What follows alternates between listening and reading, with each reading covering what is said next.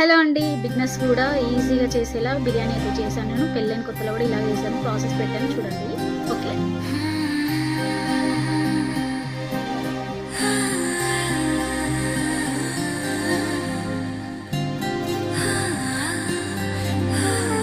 ఏదేదో పలికి నా పెదవుల మౌనం నీ పేరే పిలిచేనులే.